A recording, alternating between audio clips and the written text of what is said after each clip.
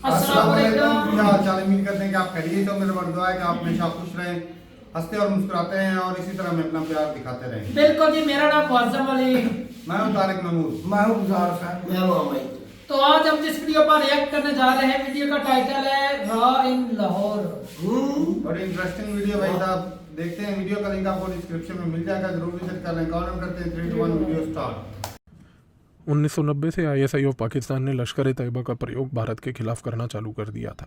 लश्कर Taiba initially Kashmir में operate करती थी। कश्मीर में सिक्योरिटी फोर्सेस के ऊपर भारत की हमला करती थी, भारत के नागरिकों को कश्मीर में मारती थी। कश्मीर के अंदर उसने एक जंग छेड़ रखी थी आईएसआई के बिहाफ पर। भारत की आर्मी उस समय लश्कर तैयबा से डायरेक्टली लड़ रही थी, लेकिन हमारे यहाँ पर दो बड़ी महत्वपूर्ण संस्थाएं थीं, जिसमें से एक था डायरेक्टरेट ऑफ मिलिट्री इंटेलिजेंस और दूसरा था रिसर्च एंड एनालिसिस विंग। ये दोनों बहुत ही परेशान थे कि आफ्टर ऑल ये लश्कर तैयबा जिसको आईएसआई ने क्रिएट किया है, इसको क्रिएट क्यों किया है, इसकी क्या आइडियोलॉजी है। और सबसे चीज़ जो हमारे को खटकती थी वो ये थी कि लश्कर तैयबा को आईएसआई ऑफ पाकिस्तान इतना ज़्यादा सपोर्ट क्यों कर रही है। इसी रीज़न से जो रिसर्च एंड एनालिसिस विंग है, उसके जो ऑपरेटिव्स पाकिस्तान में हुआ करते थे, वो बड़े समय से कोशिश कर रहे थे कि किसी तरीके से लश्कर तैयबा के अंदर की जानकारी हमें प्राप्त हो। हम बड़े टाइम तक तो नाकाम रहे, लेकिन मेहनत जारी थी और मेहनत एक दिन इवेंचुअली रंग लाई। पाकिस्तान में लाहौर के अंदर एक अनारकली बाज़ार है, बड़ा फेमस बाज़ार है, बहुत ही महत्वपूर्ण है क्योंकि प्रोमिनेंट है, वहाँ पर कपड़े वगैरह अच्छे मिलते हैं और जनरली वो मार्केट बड़ी फेमस है पाकिस्तान में लाहौर के अंदर। एक भारत के ऑपरेटिव उस समय जब अनारकली बाज़ार में घूम रहे थे तो उनकी एक नज़र पड़ी एक बड़ी ही इम्पोर्टेंट दुकान के पास। वो दुकान तो कपड़ों की थी, लेकिन उसी कपड़ों की दुकान ने आगे एक छोटा सा टेबल बाहर लगा रखा था। उस टेबल में बहुत सारा उर्दू में पढ़ा हुआ लिटरेचर पड़ा था। उन्होंने जब वो लिटरेचर को देखा, वहाँ पर पैम्फलेट्स पड़े हुए थे, छोटी छोटी बुकलेट्स पड़ी हुई थी। वो पैम्फलेट्स और लिटरेचर को देखकर जब उन्होंने उन चीज़ों को उठाया तो वो बड़े हैरान हुए, क्योंकि उस लिटरेचर में लश्कर तैयबा का प्रोपोगंडा का मटीरियल था। हमें उस समय ये चीज़ समझ नहीं आई कि लश्कर तैयबा जैसा संगठन अनारकली बाज़ार में दुकानों के आगे टेबल लगाकर अपना प्रोपोगंडा का मटेरियल ऐसे क्यों इकट्ठा करके वहाँ रखवा रखा है।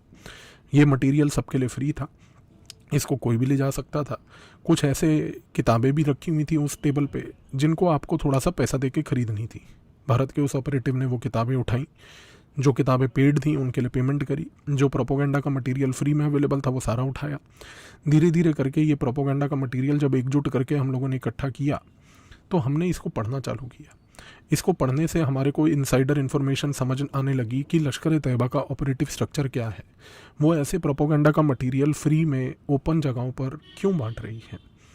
हम इस मटेरियल को पूरी गहराई से एनालाइज करेंगे आने वाली वीडियोस में, लेकिन सबसे महत्वपूर्ण चीज़ जो हमें आज समझनी है वो ये है कि जो लश्कर तैयबा है उसका जनरली परसेप्शन 26/11 तक, जो कि मुंबई अटैक हुए थे 2008 में, तब तक ये था कि लश्कर तैयबा एक इंडिया की प्रॉब्लम है। विश्व का कोई देश हमारे साथ कभी भी हमारा साथ नहीं देता था लश्कर तैयबा के ऊपर कार्रवाई करने के लिए, क्योंकि सारे देशों को केवल ये लगता था, और ख़ास करके अमेरिका को भी ये लगता था कि लश्कर तैयबा एक इंडिया प्रॉब्लम है, उसका इंडिया पाकिस्तान का इशू है। लेकिन 26/11 में जब लश्कर तैयबा ने मुंबई अटैक्स के दौरान बहुत ही इम्पोर्टेंट तरीके से सिर्फ भारतीय नागरिकों के ऊपर हमला नहीं किया, बल्कि उसने यहूदी लोगों को भी मारा, अमेरिकन्स को भी मारा, तब जाके अमेरिका की आंखें खुली और अमेरिका की CIA ने भारत की रिसर्च एंड एनालिसिस विंग के साथ मिलकर एक कोलैबोरेशन चालू किया। इस कोलैबोरेशन का ऑब्जेक्टिव ये था कि वो लश्कर तैयबा के ऑब्जेक्टिव्स को समझें। वो समझें कि लश्कर तैयबा आफ्टर ऑल अमेरिकन्स को क्यों टारगेट कर रही है, यहूदियों को क्यों टारगेट कर रही है। उसका अगर वो सिर्फ इंडिया प्रॉब्लम थी तो वो सिर्फ भारत के नागरिकों के ऊपर हमला करती। लेकिन 26/11 के बाद जो रिसर्च की गई, 26/11 के बाद जो कोलैबोरेशन CIA के बीच में, मोसाद के बीच में और भारत की रिसर्च एंड एनालिसिस विंग और डायरेक्टरेट ऑफ मिलिट्री इंटेलिजेंस, इन चारों संस्थाओं के बीच में हुई, उससे कुछ चौंकाने वाले फैक्ट्स हमारे सामने आए। सबसे पहली चीज़ ये मालूम चली कि लश्कर तैयबा जो है वो केवल और केवल भारत को टारगेट नहीं करती है। उसके तो ऑपरेशंस जब CIA ने एनालाइज करने चालू करे तो उनको ये मालूम चला कि भैया वो तो पूरे गल्फ़ के इलाके में, नॉर्थ अमेरिका में और यूरोप तक उसके ऑपरेशंस फैले हुए हैं। और लश्कर तैयबा जो नॉर्थ अमेरिका तक जा चुकी थी, इस चीज़ को देखकर अमेरिका की आंखें एकदम खुल गईं, क्योंकि अमेरिका को लगा कि लश्कर तैयबा जैसा संगठन तो मेरे खुद के बैकयार्ड में कनाडा में ऑपरेट कर रहा है। दूसरी सबसे महत्वपूर्ण चीज़ ये समझ आई कि लश्कर तैयबा जो है वो पाकिस्तान के लिए बड़ी एक इम्पॉर्टेंट संगठन है। वो इसलिए है क्योंकि वो पाकिस्तान में एक डोमेस्टिक यूटिलिटी को भी सर्व करती है। अब ये डोमेस्टिक यूटिलिटी क्या है? डोमेस्टिक यूटिलिटी ये है कि पाकिस्तान में अलकायदा भी है, उसके भी सेल्स वहाँ पर ऑपरेट करते हैं। पाकिस्तान में तो इस्लामिक स्टेट है और पाकिस्तान में दूसरे दियोबंदी ग्रुप्स भी हैं जो ऑपरेट करते हैं। इन सारे ग्रुप से CIA ने एक चीज़ को ऑब्ज़र्व करके RNAW के साथ ये अंडरस्टैंडिंग बिठाई कि भाई इन सारे संगठनों में और लश्कर तैयबा में फ़र्क ये है कि अलकायदा, इस्लामिक स्टेट, दियोबंदी संगठन, ये सारे के सारे ग्रुप्स जो हैं ये पाकिस्तान के अंदर वायलेंस करते हैं, लेकिन लश्कर ने कभी भी पाकिस्तान के अंदर वायलेंस नहीं करी।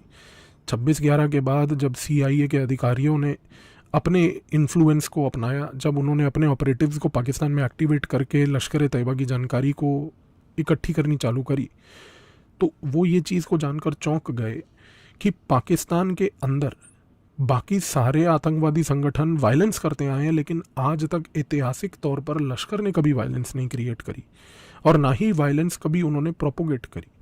इस चीज़ को समझने की गहराई से और आवश्यकता हुई और इसके लिए फिर CIA और RNAW के बीच में और कोलैबोरेटिव नेटवर्क बना, जो कि पाकिस्तान में और डीपली एक्टिवेट हुआ। ऑब्जेक्टिव ये था जानना कि आफ्टर ऑल लश्कर तैयबा को अगर ISI सपोर्ट करती है तो ISI के नाते तो अलकायदा से लेके इस्लामिक स्टेट से लेके फॉर दैट मैटर दियोबंदी के ग्रुप्स के साथ भी है, लेकिन लश्कर तैयबा ने कभी भी वायलेंस पाकिस्तान में क्यों नहीं करी? और उसका आंसर ये था कि पाकिस्तान जो है लश्कर तैयबा को अपना ही एक एक्सटेंशन आर्म मानता है। लश्कर तैयबा को पाकिस्तान ने, ISI ने इस प्रकार से डिज़ाइन किया है कि जमात उत दावा नाम की एक संगठन बनाकर उसको डोमेस्टिकली प्रयोग करती है और लश्कर तैयबा नाम का संगठन बनाकर उसको एक्सटर्नली प्रयोग करती है। तो लश्कर तैयबा, जमात उत दावा इंटरचेंजेबली यूज़ किया जाता है। इसके बाद एक चीज़ और हमारे सामने आई और वो बड़ी महत्वपूर्ण ये थी कि बाकी सारे आतंकवादी संगठन, चाहे अलकायदा हो या फिर ये दियोबंदी ग्रुप्स हों या फिर इस्लामिक स्टेट हो, ये सारे यहूदियों पे और क्रिश्चियंस के ऊपर वार करते हैं। चाहे यहूदी या क्रिश्चियन कहीं पर भी हों, क्रिश्चियंस पाकिस्तान के अंदर भी काफ़ी हैं, उनके ऊपर भी ये सारे टेररिस्ट संगठन वार करते हैं। लेकिन लश्कर तैयबा की अप्रोच बड़ी अलग थी। अब ये चीज़ अमेरिका को फिर से खटकने लगी। क्यों? क्योंकि अमेरिका ने एक चीज़ ये देखी कि लश्कर तैयबा जब यूरोप जाती है, लश्कर तैयबा जब नॉर्थ अमेरिका जाती है, वहाँ पर वो बोलती है कि हम क्रिश्चियनों के ऊपर या फिर यहूदियों के ऊपर वार करेंगे, लेकिन बाकी सारे जो आतंकवादी संगठन थे उन संगठनों ने ये चीज़ बोली कि क्रिश्चियन कहीं पर भी हो, चाहे वो पाकिस्तान के अंदर हो या बाहर हो, उनके ऊपर अटैक होगा ही होगा। और यहाँ पर लश्कर तैयबा अलग थी। लश्कर तैयबा ने बोला कि कोई भी क्रिश्चियन पाकिस्तान में होगा, हम उसके ऊपर हमला नहीं करेंगे। अब ये चीज़ बड़ी चौंकाने वाली थी कि इंटरनेशनली अगर कोई क्रिश्चियन है, पाकिस्तान के बॉर्डर के बाहर यदि कोई क्रिश्चियन है, तो लश्कर ने बोला हम उसको मारेंगे, यहूदी है हम उसको मारेंगे। लेकिन यदि कोई क्रिश्चियन और यहूदी तो खैर पाकिस्तान में है ही नहीं, मतलब अगर कोई क्रिश्चियन है या कोई अहमदिया है या कोई शिया है जो पाकिस्तान के अंदर रह रहा है, हम उसके ऊपर आक्रमण नहीं करेंगे, हमला नहीं करेंगे। इस चीज़ को समझने की आवश्यकता थी। अब ये चीज़ इसलिए की गई क्योंकि हमने जब और ऑपरेशंस करके ये जाना कि भाई लश्कर तैयबा की आइडियोलॉजी क्या है, इस आइडियोलॉजी के ऊपर एक सेपरेट वीडियो तो मैं बनाऊंगा ही, लेकिन उस आइडियोलॉजी के तहत हमें ये मालूम चला कि लश्कर तैयबा जो है वो ये कहती है कि भाई क्रिश्चियंस जो हैं, यदि वो पाकिस्तान में रह रहे हैं तो उन पाकिस्तानी क्रिश्चियंस को हम लोग दावा करके, यानी कि उनको हम लोग प्रोसिलिटाइजेशन करके हम उनको इस्लाम में कन्वर्ट कर लेंगे, लेकिन जो क्रिश्चियन पाकिस्तान के बाहर रह रहा है वो काफिर है, उसको मारना पड़ेगा। तो ये एक फ़र्क था। और इससे ये भी समझ आता है कि लश्कर तैयबा पाकिस्तान के अंदर किसी प्रकार का डोमेस्टिक वायलेंस कभी सपोर्ट नहीं कर रही थी। और तीसरी चीज़ जो हमें मालूम चली वो ये थी कि रिसर्च एंड एनालिसिस विंग वालों ने ये पता लगाया कि लश्कर तैयबा तो ISI के लिए इतना बड़ा एसेट है, उसकी यूटिलिटी इतनी ज़्यादा है कि एक पॉइंट पे आकर ऐसी परिस्थिति पैदा हो गई कि आईएसआई ऑफ पाकिस्तान ने ये चीज़ सोची कि हमें लश्कर को पॉलिटिकल मेन स्ट्रीम में भी लाना होगा। जी हाँ, आपने सही ये सुना कि लश्कर तैयबा के थ्रू एक पॉलिटिकल पार्टी क्रिएट की गई जिसका नाम है मिली मुस्लिम लीग MML। आज की डेट में मिली मुस्लिम लीग आपने पाकिस्तान में नहीं सुनी होगी, क्योंकि आप आज की डेट में PTI सुनते हैं, नवाज शरीफ की पार्टी सुनते हैं, ये सब सुनते हैं। लेकिन आप समझने की कोशिश कीजिए कि आज की डेट में ISI ऑफ पाकिस्तान पिछले 4-5 सालों से एक साइलेंट काम कर रही है, और वो साइलेंट काम ये है कि वो लश्कर तैयबा के एसेट्स का प्रयोग करके, उन्हीं के लोगों का प्रयोग करके उसने एक पॉलिटिकल संगठन बनाया है जो लश्कर से जुड़ा है, जिसका नाम है मिली मुस्लिम लीग। आने वाले 5 से 10 सालों में लश्कर तैयबा की ये फंडेड ISI स्पॉन्सर्ड मिली मुस्लिम लीग पाकिस्तान के अंदर एक डोमिनेंट पॉलिटिकल पार्टी बनने जा रही है। और ISI को अब ये चीज़ समझ आ चुकी है कि ये जो एग्जिस्टिंग पॉलिटिकल पार्टीज़ हैं और जो ये पॉलिटिशियन हैं, चाहे वो इमरान खान हो, नवाज शरीफ हो या कोई भी हो, इन लोगों की कोई यूटिलिटी पाकिस्तान में नहीं है। इवेंचुअली हमें अपनी ही स्पॉन्सर्ड पॉलिटिकल पार्टी को पावर में लाकर उसी के थ्रू काम करवाना पड़ेगा। तो आप समझने की कोशिश कीजिए कि पाकिस्तान के अंदर इंटरनल डायनेमिक्स बहुत गजब तरीके से बदल रहे हैं। आने वाले 5 से 10 सालों में मिली मुस्लिम लीग एक बहुत ही बड़ी पॉलिटिकल पार्टी बनने जा रही है पाकिस्तान के अंदर। ये लश्कर तैयबा की डायरेक्टली स्पॉन्सर्ड पार्टी और ISI की तरफ से क्रिएटेड पॉलिटिकल पार्टी है। और जिस दिन ये पार्टी लश्कर के बिहाफ पे ऑपरेट करके ISI के साथ स्पॉन्सरशिप में पावर में आ गई पाकिस्तान में, तो पाकिस्तान के अंदर डेमोक्रेटिक एलिमेंट्स के ऊपर भी ISI का कब्जा डायरेक्ट हो जाएगा। जो अभी तक इनडायरेक्ट है वो पूरा डायरेक्ट हो जाएगा। तो रिसर्च एंड एनालिसिस विंग और CIA के कोऑपरेशन से हमें जब ये सब चीज़ें मालूम चली, तो हमने ये चीज़ समझ ली कि भैया ये जो लिटरेचर हमने उठाया था अनारकली बाज़ार पाकिस्तान से, लाहौर से, और उसके थ्रू इवेंचुअली जो एक एक करके तार खुलते गए, आज की डेट में आपके सामने ये परिस्थिति है। तो आप समझ लीजिए कि लश्कर तैयबा एक बहुत ही बड़ा रोल प्ले करने जा रही है पाकिस्तान की पॉलिटिक्स में भी आने वाले समय में। अगले वीडियो में हम चर्चा करेंगे लश्कर तैयबा के और डिटेल्ड एस्पेक्ट्स की जो रिसर्च एंड एनालिसिस विंग ने गैदर करी। धन्यवाद। चले जी, वीडियो ख़त्म हो गई भाई। बड़ी इंटरेस्टिंग थी वीडियो, और जिस तरह बता रहे थे बारीकी के साथ, थोड़ा सा गहराई के साथ कि आइडियालॉजी क्या है। तो मतलब ये है कि भाई जो लश्कर तैयबा का जो काम है, सही बात है, हमने भी ऐसा कभी नहीं सुना कि कोई पाकिस्तान में धमाका हुआ जिसमें लश्कर तैयबा का हाथ है। वो भी ऐसी खबर नहीं सुनी, कभी नहीं सुनी। TTP वाले हो गए या जैशे मोहम्मद वाले हो गए, इनके तो सुन लेते हैं, लेकिन ज़्यादातर तो TTP वाले। अब तो भाई एक और भी जमात निकली है, जिहाद, क्या नाम उसका, तरीके जिहाद। अब देखो एक नई जमात निकल गई।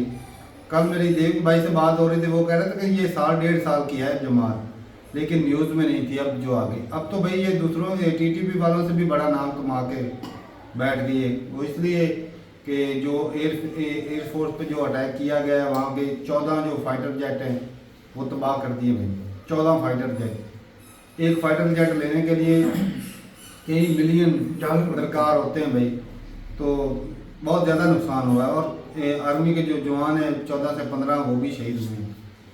तो बाकी बात करें आइडियालॉजी की, तो वो तो आपको सारा कुछ भाई साहब ने भी बताया कि अगर कोई इंडिया पाकिस्तान में रहता है, कोई ईसाई रहता है, दूसरे धर्म का लोग, उसको इधर कुछ नहीं कहेंगे। जैसे ये लश्कर तैयबा वाले इधर कन्वर्ट कर लेंगे, जैसे जिस तरह के मियां मिट्ठू, फिर ये उसी लिंक से आ जाता है। बिल्कुल साहब, जैसे मोहम्मद वाला के ग्रुप से ही होगा जो इस तरह कन्वर्ट करता है। लेकिन बात ये है कि भाई अगर ये ISI चाह रही है कि भाई इनको ला के हुकूमत में बिठाएंगे पॉलिटिकल पार्टी में कन्वर्ट करके, तो पहले रेडिकलाइज इतने ज़्यादा लोग हो चुके हैं कि आज देख ले कि भाई कोई बंदा ना दूसरे धर्म की रिस्पेक्ट करते नहीं। रेडिकलाइज जो भी हो जाता है ना, वो दूसरे के धर्म की बहुत कम रिस्पेक्ट करता है। वो कहता है कि भाई मेरा ही बेहतर है, मेरा ही बेहतर है, दूसरे को जीने का कोई हक नहीं, इस तरह का वो। तो ये चीज़ें जो गलत है, अगर इस तरह हो गया तो भाई पहले तो पाकिस्तान कोई थोड़ा बहुत रेंग के चल रहा है, जब ये पार्टी आ रही है, ये पार्टी आ गई तो भाई सब अच्छा ये पार्टी कौन खिला रहा है? पार्टी कौन चला रहा है? लश्कर तैयबा वाले अब लश्कर तैयबा वाला कौन है जो चला रहा है? सारे चला रहे या हैं। किस इलेक्शन के जो अंदर इसका पाकिस्तान कोई को निशान चला रहे आया हैं, हो वही इसको बता रहे हैं। सपोर्ट करो? नहीं, बताओ। अभी 4-5 साल अभी बाद नहीं आई, लेकिन प्लानिंग चल चलो रही तो है। तू कह रहा है आ भी गया अनाउंस नहीं, भी नहीं। हो गया इलेक्शन के लिए, कौन अभी बोला? तो कह रहा है नहीं, लश्कर तैयबा। मैंने कब बोला अभी? नहीं अभी नहीं मैंने 5 कहा साल अगर आ गए तो, वो दूसरी बोल अगर रहा था। पॉलिटिकल पार्टी इस तरह की आ गई तो रेडिकलाइज लोग होंगे। बहुत ज्यादा। कि पहले मुझे ये बता, तेरा कैसे दिल मान सकता है कि किसी मौलवी की हुकूमत हमारी आर्मी आने देगी? जो बंदे मौलवी नहीं है, हुकूमत में है, सियासत कर रहे हैं, वो इतने खतरनाक है तो मौलवी जो मजहब पे चलते आने देती। हैं वो मौलवी को किस तरह आने देंगे? वो तो तबाह कर देंगे आम आर्मी को। पब्लिक आने नहीं देती, ऊपर से इस्लाम प्लानिंग तो करते, चाहिए लेकिन यार, अंदर से देखो। मौलवियों की हुकूमत कोई भी नहीं चाहता पाकिस्तान में। ये काम तो होगी भी नहीं कभी। जी आगे तो फसाद बढ़ जाएगा। यार, अगर आनी होती ना, जितना जमाते इस्लामी पाकिस्तान के अंदर बड़ा जलसा करती, कभी इमरान खान ने भी नहीं किया। वो जलसों से क्या होता है? बात तुझे बता रहा मैं बताता हूँ। लेकिन वोट कितने होते हैं? एक सिराजुल हक का उनका बस है। एक इमेज एक ऐसा बना देंगे भाई साहब, उनका इमेज ऐसा बना जब देंगे। वो सारी जिंदगी से 77 साल से वो नहीं आगे आ सके तो कौन सी पार्टी इस्लामी जमात है जो एकदम भाई उजागर साहब हो जब जाएगी? उनको चाहेंगे ना उनको आगे लेकर आ जाएंगे, जिस तरह नवाज वो शरीफ को चाहेंगे ही जरदारी नहीं। को भुट्टो वो साहब को चाहेंगे ही खुदा नहीं। का ऐसा सामने लेकर आए थे ना, उसके तो बाद ले इमरान आएंगे। इन खान को इस तरह मौलवियों भाई की साहब कभी इनसे भी जब जरूरत भरोसा नहीं उठ जाता है, जो पहले पार्टी मशहूर हो चुकी होती है, मौलवियों को भरोसा कभी उठता है, भी फिर चाहेंगे ही पीछे से नहीं। एक और पार्टी बना ली। दूसरी पार्टी का कभी भी मौलवियों को नहीं चाहेंगे कि मौलवी ऊपर आए। वो पार्टी को करके ये ऐसा लाएंगे कि उसको हीरो बना देंगे, दूसरे सबको जीरो बना देना। उनके हाथ में सारा कुछ कभी भी नहीं सारा हो कुछ सकता। उनके हाथ में। इमरान खान देख लो हालत क्या है। हालांकि इमरान का एक पढ़ा लिखा होने के बावजूद मैं तो भाई इसको बेवकूफ बोलूंगा, वो इसलिए कि हिस्ट्री सारी पता है। वो जिसने भी भाई साहब सर उठाया उसका सर कटाई है। बिल्कुल वो क्या था वो वो साथ में अफगानिस्तान के नहीं, ईरान के साथ, इराक वाला, इराक सदर सदाम। हाँ, उसके साथ क्या हुआ, भुट्टो के साथ क्या हुआ, वो कजाफी के साथ क्या हुआ। ये जो इस लेवल पर उठता ना, जो अमेरिका को आंखें दिखाता जो हो, सच बोलता है। अपनी हाँ, हुकूमत के जो खिलाफ सच- खड़ा ये होता है। लफ्ज कह रहे तेरी जबान ही कट जाएगी तो सच बोलना चाहिए। अमेरिका को आके दिखाया था, अगर नहीं जागना चाहता उसको हाँ। कदाफी की तरह मौत मिलेगी, मिल- भुट्टो की तरह मौत मिलेगी, और सदाम की तरह मौत मिलेगी, लेकिन इसको नहीं मिलेगी, किसको? इस इमरान खान को नहीं मिलेगी। भाई साहब कुछ भी हो सकता है। ये ना भुट्टो है, ना कदाफी है, ना सदाम हुसैन है, ये इमरान खान है। ले लिए इसको बहुत नहीं आनी। नहीं, मौत तो हर किसी को आनी है, चाहे वो रब को मानता है, जो नहीं मानता है उसको भी मौत कैसे आएगी। बोल सकते हैं इसको बहुत नहीं आएगी? इसको सियासी मौत इस तरह की नहीं आएगी जिस तरह उनको बेचारों को मारा गया। मैंने तो सुना है ये इस तरह नहीं होगा, अगर उससे ज्यादा पॉपुलर नहीं हुआ ये उनसे ज्यादा है, ज्यादा पॉपुलर है। ये उनसे ज्यादा हो गया। भुट्टो भाई साहब सारी दुनिया जिस पूरे तरह- पाकिस्तान में भुट्टो भाई साहब टॉप पर था। भाई भुट्टो को कोई बंदा नहीं जानता सिवाय ताकत के चंद सालों के। ये कौन सी उस वक्त ये कौन सी खेत की वो मूवी है? सोशल मीडिया नहीं था। जो इमरान खान था वो नहीं। सोशल मीडिया है, शऊर आ चुका है, गैरत आ चुकी है, फिर भी अगर इमरान के साथ क्यों नहीं बैठ नहीं करे? क्यों नहीं अच्छा, मैं बताता हूँ। किधर है गैरत? इलेक्शन हुआ कराची के अंदर, 1.5 लाख वोट होना था, 1.5 लाख वोट होना था। उसके अंदर कितना वोट कास्ट हुआ आप दोनों अंदाजा लगाओ, ये बताओ। और अवाम ने क्या जवाब दिया मुझे बता दो, आपने न्यूज नहीं सुनी? मैंने 1.5 लाख वोट, हाँ। कराची में सिर्फ 1.5 लाख वोट ही है। टोटल कर उस एरिया से जिसका होता है ना, मतलब जैसे एक एमएलए का इलेक्शन वो मर गया, उसके जवाब मुतबादल दूसरे का आ रहा है मुकाबले पे, 2 पार्टियों का, एमकेएम की या पीटीआई, इस तरह। उस जगह पे सिर्फ 4000 वोट कास्ट हुआ है। आवाम से पूछा गया वोट क्यों नहीं डालने निकले, क्यों नहीं निकले? उन्होंने कहा जब हमें इमरान खान का निशान ही नहीं तो वोट किसको देंगे? निशान नहीं था उधर। उन्होंने निशान ही नहीं दिया, तो फिर समझ ले इलेक्शन उन्होंने आने तो वाले वोट नहीं डाला। आने वाले इलेक्शन आने वाले इलेक्शन में क्या कर दिया मैं बता देता हूँ। गुलजार भाई को मैंने वीडियो दिखाई है, चार निशान बना दिए पीटीआई के। एक है पाकिस्तान तहरीक इंसाफ एन, पाकिस्तान तहरीक इंसाफ, 3 नाम और हैं, वो लगा दिए इकट्ठे ही फेस बना दिया है। सिर्फ वर्क इतना है, उनके ऊपर बैठ का निशान नहीं, वरना झंडा जो परचम वो पीटीआई के लगा दिए। क्यों? जो नौजवान होंगे ना उनको पता सिर्फ वो डालेंगे वोट सही, बाकी जो बुजुर्ग होंगे या औरतें होंगी उनको तो पता नहीं, वो तो बस निशान देखेंगे किसका, ये तरीके इंसाफ का परचम है, बस इधर ही मोड़ लगानी है। वो सोचा छोड़ भी दिया तो फिर इमरान खान को कैसी मौत दी जा रही है? मैं कह रहा हूँ इमरान खान तो जेल में, उसने तो बाहर आना नहीं अभी तक, उसने तो भी आना नहीं, ऐलान हो गया। इमरान खान भाई साहब सत्ता से क्लियर कट साइड पर है भाई उन्होंने तो एक किस्म का कर दिया है, उन्होंने इमरान खान को इस तरह इसने आवाम सारी इमरान खान के साथ है। उसका भुगतान क्या अच्छा एक मिनट, इमरान खान ने कहा था, अच्छा एक बात तुझे और भी देख ले, दो बातें। इमरान खान ने कहा था इलेक्शन कराओ, उन्होंने कहा पैसा नहीं है, सिक्योरिटी इशू है। इमरान खान ने बोला कि 1 साल या 2 साल बाद इलेक्शन कराओगे, तब कैसे करा लोगे, क्या पैसा कहां से आएगा? अब देख, इलेक्शन कमीशन को कहा गया कि इलेक्शन कराओ, सदर तुझे बुला रहा, जाओ। ये वो कह रहा, उस वक्त कहा था सदर होता कौन है? अता तारण ने कहा, मरीम औरंगजेब ने कहा, सारी पीडीएम ने कहा होता कौन है? अब उसको मानते नहीं, ये तो आरजी है, मोहसिन नकवी आरजी। तो जो आया है मतलब ये बंदा सदर भी आरजी, काकड़ भी आरजी, वो हुकूमत कैसे कर रहे हैं? अब वही सदर तारक बैठा हुआ है अभी कराची में, इलेक्शन कमीशन खुद चल के गया उधर, जिसने कहा था मैं नहीं जाऊंगा, खुद जाके गया। 8 जनवरी का इलेक्शन अनाउंस करके सदर के मुंह से खुद करवाया है। सर आप कहें आपके पास ताकत है, आप कहें। इलेक्शन कमीशन के खिलाफ आवाम पैर क्यों नहीं निकले थे? इतनी बड़ी यार इलेक्शन कार्ड दिखाई है यार, वो इलेक्शन कमीशन का काम नहीं ना, पीछे काम है। फिर आप कहेंगे नाम क्यों ले रही है? तो बात ये है, सोशल मीडिया का दौर है, भुट्टो का दौर, आगे भी सुन ले। अच्छा वो इलेक्शन का ऐलान हो गया ना, अब हो गया ना, वही अब खर्चे कहां से आएंगे? अब कोई सिक्योरिटी इशू नहीं है, बेरोजगारी की हिम्मत नहीं है, अब वही ऐलान था, इलेक्शन का ऐलान हो गया है। फिर इलेक्शन कमीशन ने पहले बोला था इनका निशान गायब कर दो। अच्छा समझ आ अच्छा अब क्या हुआ है? अब क्या इलेक्शन कमीशन ने कहा है मैं बल्ले का निशान गायब नहीं कर सकता कराची के इलेक्शन के बाद का। उसने कहा है मैं बेमौत मारा जाऊंगा, आवाम मुझे घसीट घसीट के मारेगी, मैं बल्ले का निशान नहीं हटाऊंगा। ठीक है, इंसान इमरान का जेल में हो, हटा भी दिया है। ओ यार वो कराची के इलेक्शन पहले किया है, लेकिन आवाम का जो रद्द-ए-अमल आया है ना, वो मीडिया जो सोशल मीडिया आवाम ने पूछा उससे, उसने कहा बल्ले का निशान होगा।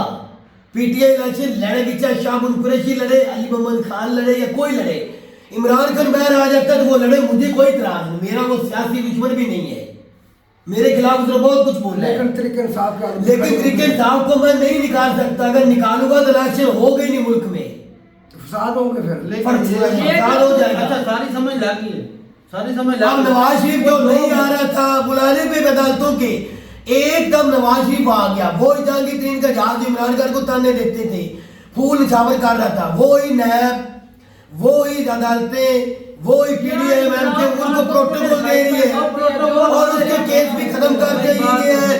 जहांगीर और नवाज शरीफ को इलेक्शन लड़ने की इजाजत भी मिल गई है, तो सारा कुछ एकदम कैसे ठीक हो गया?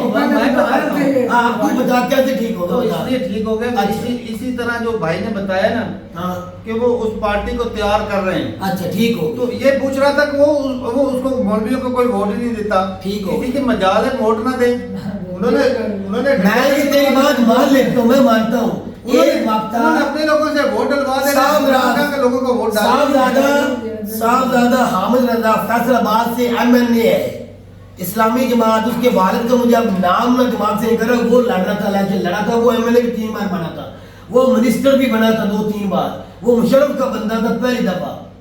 उस बंदे के पीछे सारे जितने इस्लामी तेरे स्कॉलर है या कोई भी मीडिया जो मौलवी उसके पीछे लग गए थे। ठीक है, उस बंदे को इतना खटकता था, आर्मी को इतना खटकता था, उसने दिन दिहाड़े मरवा दिया उसको, उस पार्टी को आगे नहीं आने दिया। क्यों? उसने कहा अगर ये मौलवी आ गया, ये पहले जब बोल रहा है इतना इमरान खान की तरह, अगर वे सीएम ही पंजाब का बन जाता है, ये तो हमारी जड़ें ही उखाड़ देगा। उसको दिन दिहाड़े मरवा दिया गया। अच्छा भाई, वो भी चाहते थे ये कह रहे हैं जिसको वो चाहेंगे। मेरे कहने का मतलब है मौलवी किसी को कभी भी ये इदारा नहीं चाहेगा, तैयार कर रहे हैं, नहीं चाहेगा, खुद तैयार कर रहे हैं, ये कभी भी नहीं चाहेगा। जब अगर मौलवी हुकूमत में आ गए, हाँ एक बोलनी है उन्होंने वैसा, वो जब चाहे मौलवी कभी भी उसकी बोली नहीं बोलेंगे। मौलवी किसकी बोली बोलते फिर पता क्या होगा? अगर मौलवी आएंगे क्या होगा? मौलवी आएंगे क्या होगा? पर्दा जायज हो जाएगा, कोई मार्केट स्कूल ताला पर्दे के बगैर नहीं जाएगा, पहले ये करेंगे। दूसरे नंबर पे वो कहेंगे दरबार हो मिदार हो भाई आप नहीं जाएंगे, कोई भी नहीं जाएगा। उधर तो जाना भी नहीं चाहिए। उधर की आवाम को रोक कर दिमाग, आवाम को पता भी है, आवाम फिर जाती नहीं रुकती। वो कहेंगे इधर नहीं जाना चाहिए भाई। शादी में जी मेहंदी नहीं लगानी, शोर शराबा नहीं करना, रोड बक्का नहीं, सादा निकाह करो, जिस तरह नहीं होगा। शादी में इस तरह होता है भाई वो अपने कानून लागू करेंगे। और हदीस मुबारका भी है। मेहंदी कहाँ है? मेहंदी है किसी मंजाली में मेहंदी है? यार मुझे उसका पता नहीं, मैं जो बोल रहा हूँ ये जो भाई है ना, जो पाँव बच्चा शहरी जो है, जो कपड़े सामने उतार के कल कपड़े पहन के नाचती है, अनजान लड़कों के सामने नाचती, घरों में शादी पे मेहंदी पे नाचती है, वो नहीं नाचने देंगे। अगर वो हो गए तेरा जिसको तू फॉलो करता है, डॉक्टर जाकिर नाइक को तू सुनता है, इंजीनियर को सुनता है, आपके लिए वो अच्छा होगा, मैं उनको तो नहीं मानता। आपके लिए अच्छे हो गए, हो सकता वाकई अच्छे हो गए, मेरे कहने से पूरे नहीं हो जाएंगे। अच्छा काम कर रहे हैं, इंजीनियर बोलेगा, जाकिर नाइक बोलेगा, क्या बोलते हैं वो? कहते हैं पर्दे के बगैर किसी को नहीं निकलना चाहिए। आप उसको फॉलो करते हो ना, फिर वो निकलने देंगे? क्या फॉलो करते? क्या उसको मानते हो ना हर बात भाई जो वो बात सही बोल रहा है, तो फिर वो जब मौलवी कहेंगे इस तरह करो तो मानोगे? इंजीनियर साहब कहेंगे जो बात मानोगे जब हुकूमत उनकी होगी। वो अपने से अगर इंजीनियर बन जाता प्राइम मिनिस्टर उसकी बात फॉलो करोगे? भाई बात तो सुन ले, वो अपने से बोलता है। हमने कब बोला बात है कि मौलवियों के वो इंजीनियर अपने से बोलता है। आप कहे तो रहे हो को ये भाई जब बता रहे हैं कि जब वो चाहेंगे ना आर्मी जाएगी, जब उनको ले आएगी उनकी जबान भाई बोलेगी। एक मिनट बात कभी वो जबान नहीं बोलेंगे, मौलवी वो ही करेंगे जो उनके दिल में आए। मौका भी देख क्लियर करने के बाद। कर दे क्लियर कर दे। अच्छा भाई, पहले शुरुआत में मैंने क्या बोला कि अगर मौलवियों की हुकूमत आ जाती है, जैसे लश्कर तैयबा वालों की, अगर उनकी हुकूमत आ जाएगी तो भाई साहब पहले कंट्री की वाट लगी पड़ी और लग जानी है। हाँ ये तो होगा। किसी ने पाकिस्तान को मुंह नहीं लगाना। बाकी बात करें इस्लामी चलो तो मान तक है। सऊदी अरब है, दुबई है, दूसरे है, कतर वाले, वो मंदिर बनने दे रहे हैं। पाकिस्तान में इस्लामाबाद में मंदिर बन रहा था, वो नहीं दे रहे थे ये मौलवी। तो फिर तू मेरी बात समझ ले, मौलवी कुछ भी ऐसा नहीं होने देगी जो चल रहा है माशरे के अंदर चल रहा है। ये दुनिया से कट ऑफ करेंगे भाई साहब पाकिस्तान तो फिर नुकसान इससे ज्यादा नहीं होगा मुल्क को। होगा नुकसान। तो फिर इसलिए तो मैं कहता हूँ कि मौलवी हुकूमत कभी नहीं आ सकती, आम जनता का होगा, बड़े बड़े लीडरों का कुछ और मौलम साहब इनकी हुकूमत कभी आ ही नहीं सकती। और हम ये इदारा चाह भी ले तो मौलवी नहीं आ और हम सकती। चाहते भी नहीं है भाई। मौलवी आ गए तो भाई आप कुछ भी नहीं कर, घर से नहीं निकल सकोगे। लोगों को रेडिकलाइज करेंगे, स्कूल कॉलेज यूनिवर्सिटी भी कुड़ियों को पढ़ने नहीं देंगे। लेकिन वो भाई साहब जिसको चाहेंगे उसको लेकर आएंगे, आप जो मर्जी आप सियासी बात कह सकते हैं, एक मिनट, आप ये कह सकते हैं, आप ये कह सकते हैं इमरान खान को नहीं आने देंगे, दूसरों को आने देंगे, मैं ये मान सकता हूँ। लेकिन ये कहना है कि भाई मौलवी किसी को ले आएंगे, मौलवी उनकी जबान बोलेगा, वो नहीं हो सकता। वो कह रहा था मौलवी किसी को बच्चियों को पढ़ने नहीं, मौलवी भाई साहब अपनी बच्चियों को पढ़ाते हैं, बाहर के कंट्री में भेजते हैं। मैं वो सियासत डालने वाली बात है, अपने बच्चों को बाहर पढ़ाना है, दूसरों को मरवाना है। तो मौलवी यही कह रहे, सभी मौलवी के बच्चे तो बाहर बैठे हुए हैं, उनके बच्चे किसी के है ही नहीं इधर। तो भाई ठीक है भाई, लेकिन ये है कि मौलवियों की अगर लेकिन जैसे मोहम्मद का नाम लेना सभी का लेगा, जिस पार्टी का आप नाम ले रहे हैं, सामने बोला है वो पार्टी अभी तक तो पाकिस्तान में है, अभी इलेक्शन अभी बनी नहीं है, कोई काउंसलर भी नहीं बना। इमरान खान की तरह उसको 20 साल तो होने दो। हाँ 20 साल लेकर आएंगे, 40 साल लगा लो। उसको पॉपुलर करेंगे, उसको फिर लाएंगे, जिस तरह इमरान खान को पॉपुलर। पॉपुलर तो तेरा पता चलेगा 8 जनवरी को पता चल जाएगा। क्यों? इमरान खान एक जेल में 15 तारीख को जलसा, कराची में सारी पार्टियों ने मोहम्मद साहब जलसे कर लिए हैं। पीटीआई ने 20 बार हो चुकी दरखास्तें देते, उनको इजाजत की नहीं मिली कराची में। 12 तारीख को जलसा है लाहौर में, मुझे क्लियर कर लेने दे। 15 को कराची में जलसा, उन्होंने इजाजत ही नहीं सरदारी ने दी। ऊपर से कहता है मैं पीटीआई के साथ इत्तेहाद करना चाहता हूँ, इजाजत नहीं दे रहा। लाहौर को 12 तारीख को जलसा अली मोहम्मद खान ने दरखास्त दी है, वो कहते हैं हम जलसा करने नहीं देंगे। आवाम क्या कह रही है? यार छोड़ बस, जलसा करना है। अच्छा छोड़, दूसरे जलसा कर रहे हैं, उनको अपने वोट की आवाज उठाने की हक है, इनको हक क्यों नहीं? अच्छा भाई, इनको क्यों नहीं हक मिलना मैं चाहिए? इतना बोलूंगा कि फौज जो है वो लेकर आई इमरान खान को, और वो इनके गले की हड्डी बन गया। भाई ये हड्डी निकले, ये ऐसे करके निकालेंगे हड्डी, ये आवाम निकालेगी हड्डी, निकलेगी हड्डी, इनके गले से हड्डी निकलेगी। जो भाई साहब इमरान खान के जूतिये थे फॉलोअर, वो तो चलो 2 धक्के मारे, वो घरों में लुक के बैठ वो कौन बैठ गया है? कभी जनता को बिठा, वो एमएलए जिनकी बहु बेटियों को बिठा आके नंगा करते हैं, तो अवाम वो ने क्या इज्जत के किया? मारे बेचारे मान जाते हैं। तो फिर बैठ शेख जाओ। रशीद ने बोला था ना मेरी पार्टी अकेला मैं हूँ, मुझे ये ना बताओ, मेरे ये तो बात बहुत दिए एक चलेंगे, और हरा ना मेरा घर है क्योंकि मेरा घर गवर्नमेंट के पास है, और भाई, एक मकान है जिसमें मैं रहता 100 बार हूँ, ये मुझे बात- क्या जुर्माना है? 100 बार। पर्ची दो, उसने बोला पर्ची दो, मैं बोलूं क्या? बार ये बात कर चुका है, हाँ। रोज ही पर्ची ले आ जाता जिसकी है। बहू बेटी बहन है उसको मजबूरन इज्जत के मारे बोलना पड़ता पे है। बैठ गए कि तुम नहीं? लोग यही थे ना जो इमरान खान को जो अरेस्ट नहीं होने दे रहे थे, अवाम ही थी ना जब बिल्कुल अवाम ही थी। हुकूमत अरेस्ट कर रही जब थी, एक- नहीं होने दे रहे जब थे। एक आज इदारा- अरेस्ट किया तुम लोगों ने इमरान खान आज के लिए एक- क्या किया? आज एक इदारा एहतजाज इतने किया है, इतना या जुल्म कर हुकूमत रहा के है, खिलाफ निकले हो, एक या- इदारा इतना जुल्म कर रहा है, दुनिया देख नहीं रही।